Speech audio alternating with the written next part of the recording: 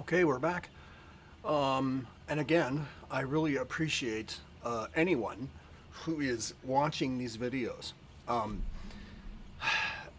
it has been, in retrospect, 2023 and 20, well, COVID plus two, or, you know, 19 or 2020 to 2023, and now coming up on 2024.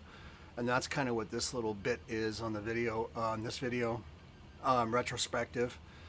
Um, it has been a couple of years of some pretty uh, well. It's a dichotomy. There were good times, and they were really good, and there were tough times. Not bad, just tough. Tough to deal with. A lot of things technological wise, smart home, smart devices wise, in the realm of devices in general. A lot of things have changed. Some of them have modified, sometimes not to the better. Interfaces have changed, and things of that nature that are kind of irritating, but still eventually beneficial, I think.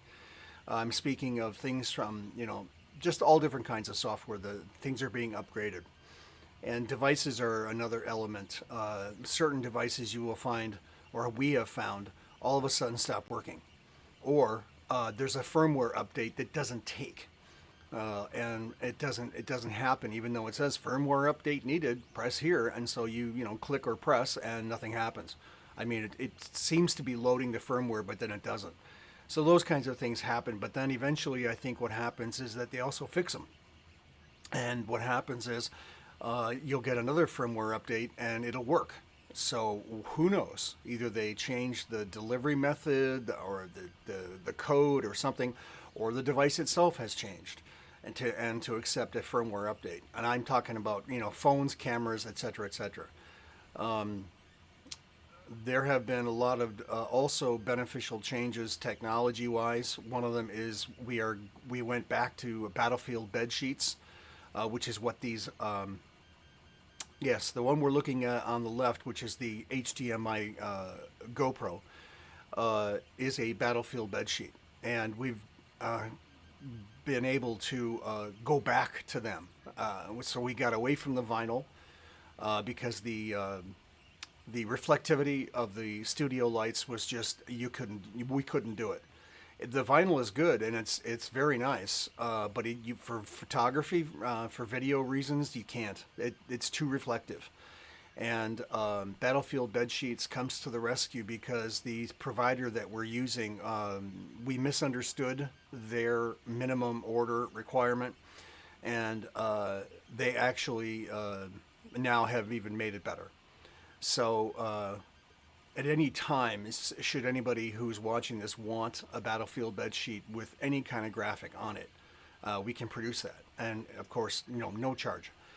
We just need a background graphic, and in this case, it's basically green, a shade of green or a gradient of green, and a hexagon grid put on top of that inside the software, and then we just print it.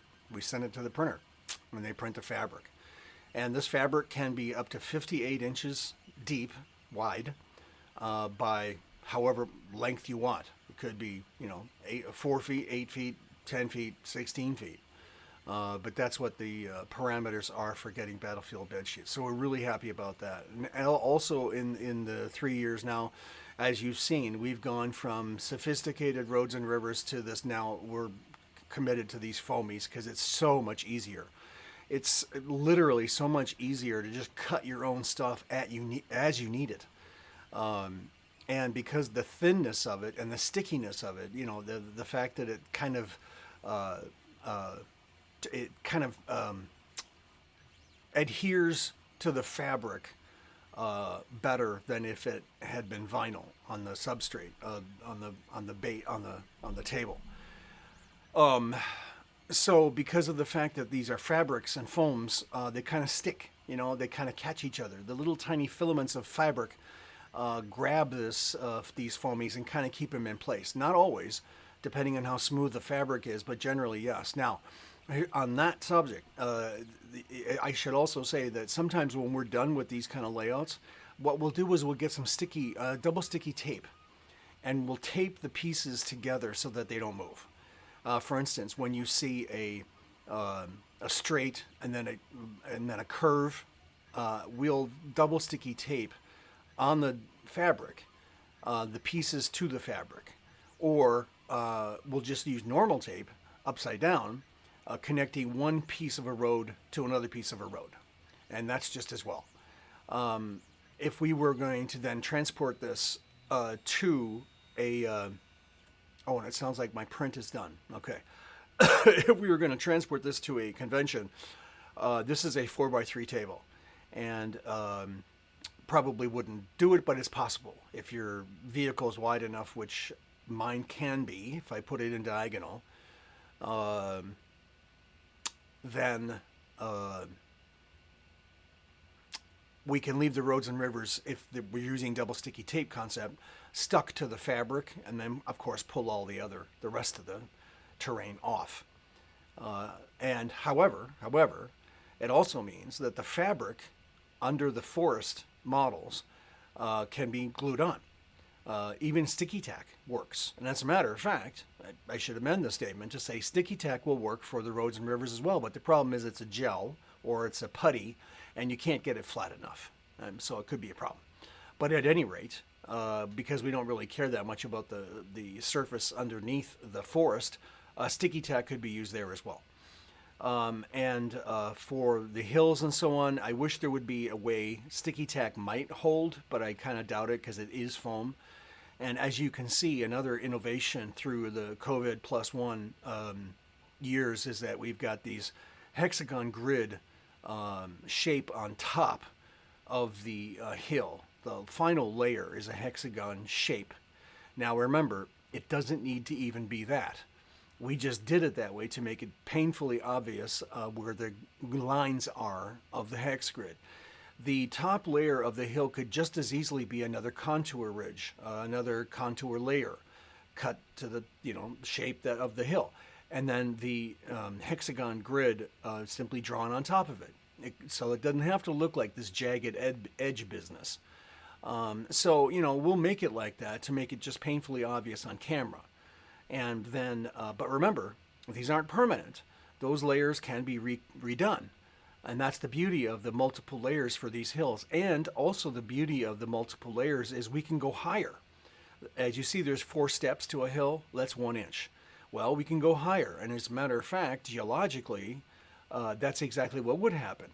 Unless the hills were very, dumped, like, the Kettle Moraines or something, dumped by glaciers, they would be sharp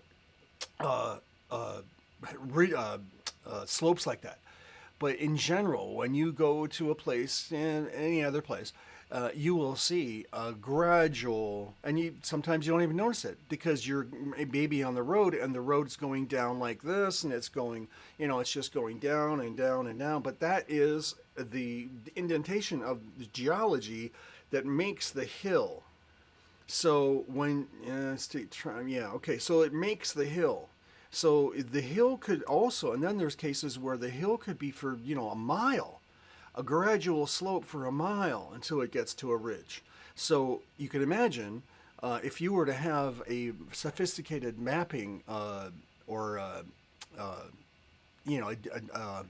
sophisticated mapping contour ridge or contour map, all of what you're looking at here would be part of that contour map. There would be contours everywhere, even the road. Would have, or there would be a contour on one side of the road, and then there's a contour on the other side of the road giving rise to a higher ground.